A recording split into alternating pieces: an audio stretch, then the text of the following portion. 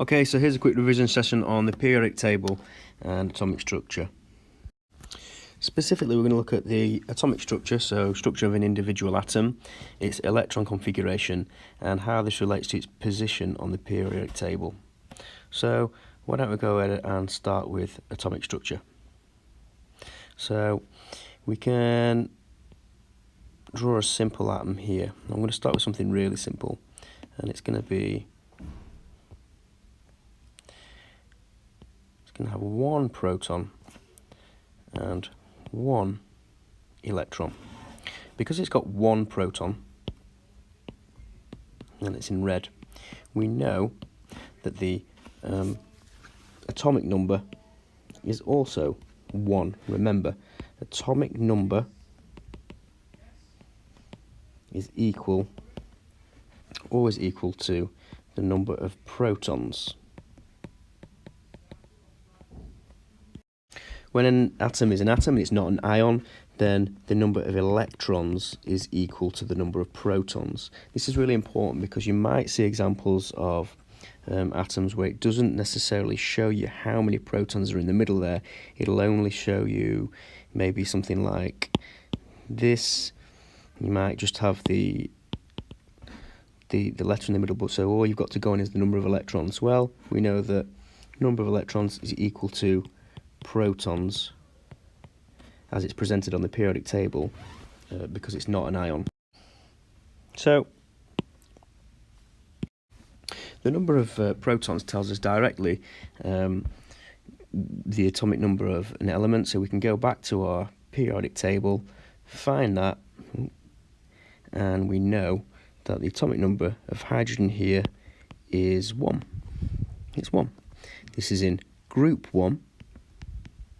Remember, groups are the columns that go along the top, and it is in period 1. Can't spell period. Period 1, right here. This is really important because it matches up with the number of electron shells, so the shells where electrons whiz around the nucleus of the atom. Important point to note that these are also called not just shells but energy levels. You might see them in your exam referred to as energy levels as well as shells.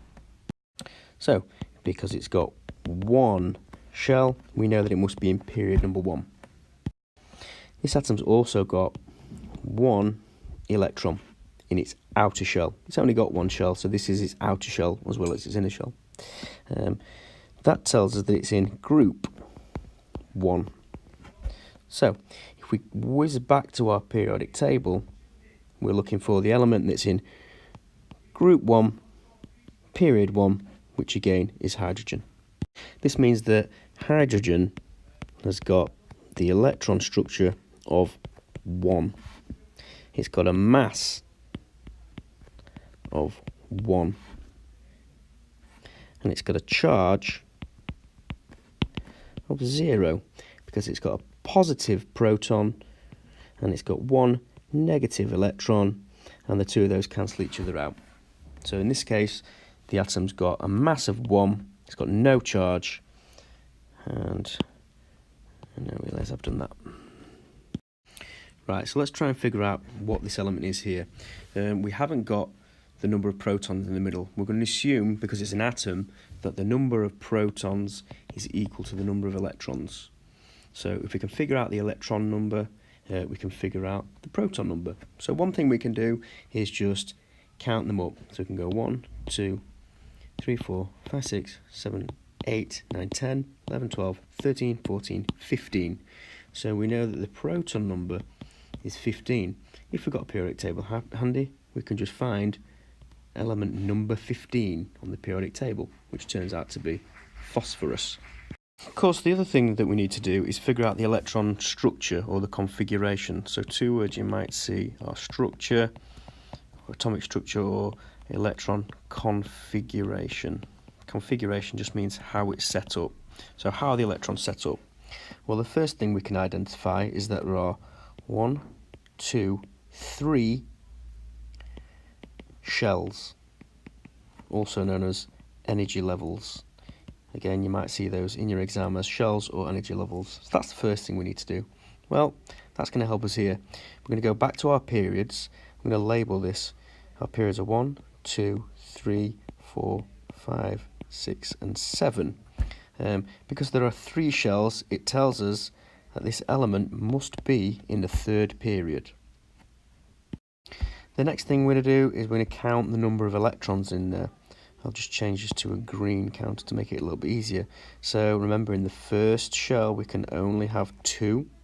In the next shell there must be 8 because it's full. So 2 plus 8 is 10. And then we've got 1, 2, 3, 4, 5 electrons in the outer shell. So in total we've got the 10 plus the 5 in the outer shell, and that's 15.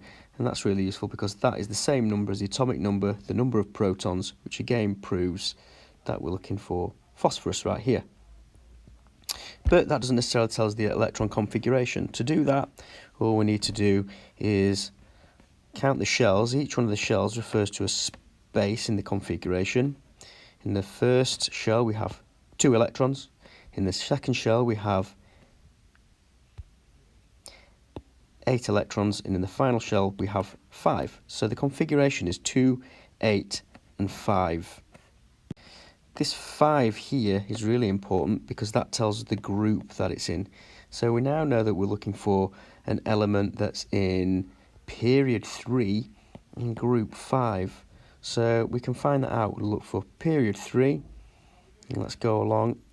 One thing we haven't done yet is to add our group numbers on. 1, 2, miss a few.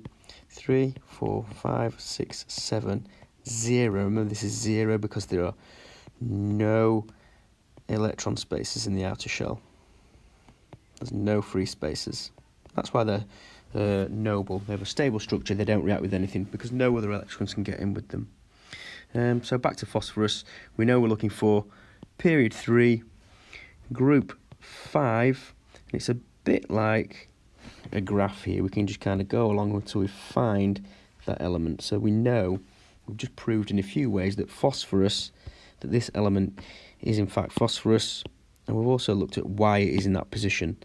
Yes, it's in that position because it's got 15 protons. It has 15 protons. We now know it has 15 electrons. We know the electron structure is 2, 8, 5, which added together equals 15. But we know that there are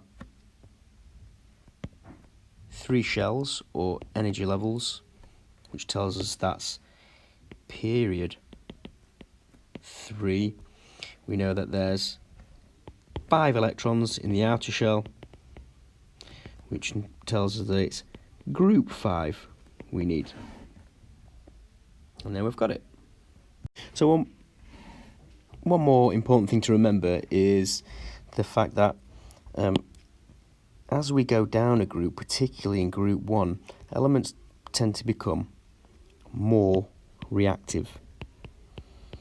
When we put the sodium metal in the water, we saw that sodium here was fairly reactive. If we'd have put any of these elements in, that would have been more and more reactive. We'd have seen a bigger reaction. The reason for that is simple. As you go down the group, in fact I'm going to draw it like this, as you go down the group, you increase the number of shells. And as the number of shells increases, so does the diameter from the nucleus to the outer shell. Essentially, the atoms get bigger. Now, that means that the electron in the outer shell, that free electron, is further away from the nucleus. So there's a weaker force between them. And that means this electron, the further that you go down the group, the easier it is for it to react. It just gives up that electron more and more freely when it meets another element that has space to accept it. A bit like we saw in the sodium in the water. If we'd have put francium in water, that would have been a pretty vigorous and very quick reaction.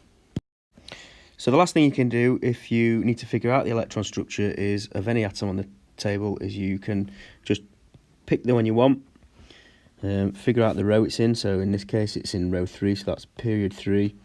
Find the group it's in, so that's group 7. So I know I need 3 shells.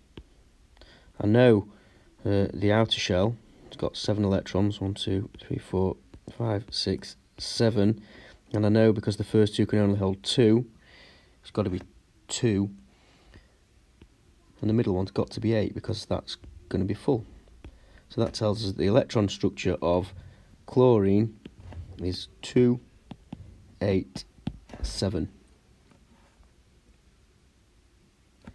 Have a go at finding out the electron structure of